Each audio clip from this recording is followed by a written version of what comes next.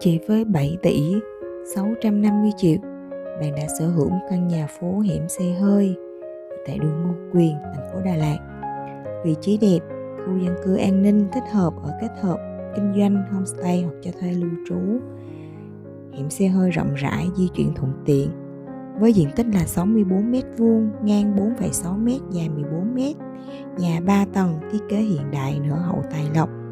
Công năng nhà gồm có một phòng khách rộng thoáng, 5 phòng ngủ, 6 nhà vệ sinh riêng biệt, tiện nghi, không gian phù hợp khai thác lưu trú homestay, pháp lý sổ hồng riêng, hướng là gồm có hướng Tây. Nhà nằm khu vực trung tâm, còn nhiều tiện ích phù hợp đầu tư khai thác dòng tiền hoặc an cư lâu dài.